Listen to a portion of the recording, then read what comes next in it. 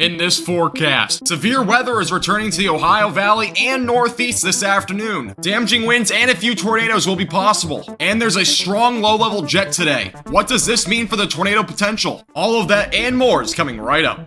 Hey everybody, welcome back to a max velocity weather forecast, and today what we're going over is that severe weather potential for later this afternoon into the evening hours. The potential for that severe weather outbreak across areas like New York and Pennsylvania. I'm going to give you a latest breakdown on timing, the intensity of the storms, and everything that you need to know will be in this forecast. Let's hop right into it. So as of right now, there is a slight risk of severe weather. This goes all the way from Maine back into Indiana. It's a pretty large risk today. There's also an enhanced risk of severe weather for those in western and central New York, goes into northern Pennsylvania. There's also a marginal threat outside of that extends back into Illinois. Main threats today will be damaging winds, maybe even a few tornadoes, and also maybe a little bit of isolated large hail. Here's that look at the damaging wind potential for today. It's primarily going to be in that red shaded region there. That does represent a 30% chance within a 25-mile radius of damaging wind gusts. Again, that primarily is in New York and northern Pennsylvania. Here's a look at that tornado threat as well tonight. There is going to be a low-end chance maybe for a few tornadoes. I think the overall threat should stay low, but we do have a fairly strong low-level jet tonight, so that might be able to enhance that overall tornado threat later this afternoon into the evening hours.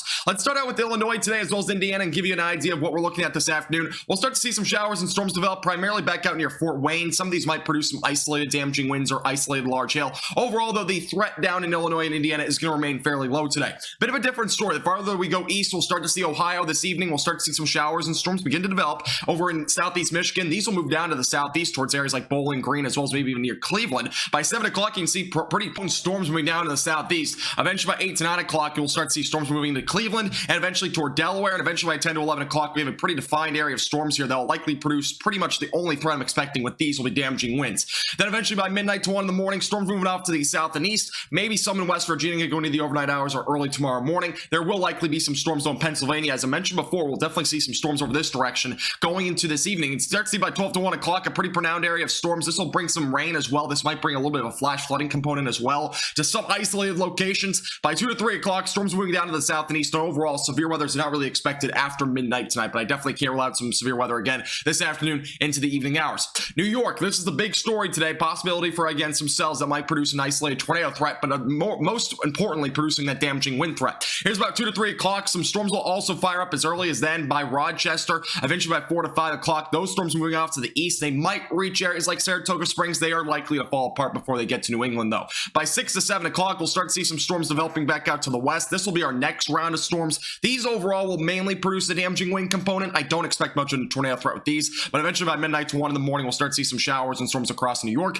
producing a potential for maybe some damaging winds and very isolated tornado threat overnight. Eventually going tomorrow morning, we'll start seeing another severe weather unfold, and we'll get to that more in just a second. Here's a look at the overall low-level jet today, by the way. As I mentioned before, it is fairly strong, which is why we have that risk for a few tornadoes today. I don't know how much we'll see, though. Again, the overall setup at this given time is not very favorable in terms of storm development. So really what depends on happening is the low-level jet's going to be strong, but we just don't have a whole lot in terms of will we see storms this afternoon. It doesn't seem that likely, but we might see at least a few. And if any do develop, a tornado threat's definitely going to be prominent with them because you can see the low-level jet, 65 knots potentially. So it is going to be a fairly strong low-level jet today across New York, and we'll definitely have to monitor that potential very closely this afternoon. Here's a look at the risk for tomorrow. We'll have a slight risk of severe weather across southern portions of New England and also into the East Coast, the Mid-Atlantic region, and anywhere from Virginia back up into Massachusetts. Main threat's going to be damaging winds and maybe a low-end tornado threat. The only tornado threat that may exist tomorrow, it's going to be very, very low, but it might be in New England. There might be like a very isolated, brief or weak tornado. I'm not expecting much in terms of that tornado threat tomorrow.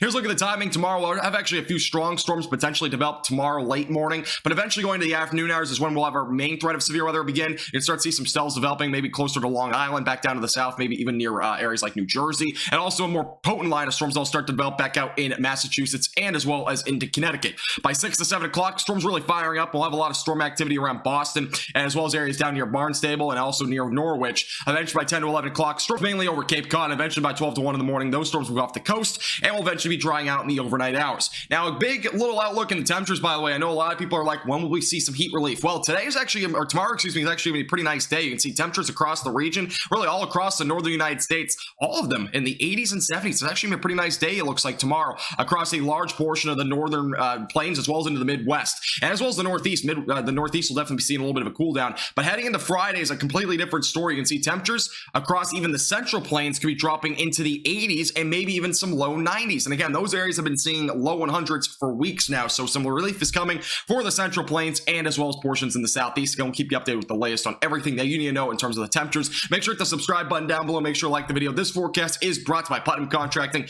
and All Dense Repair.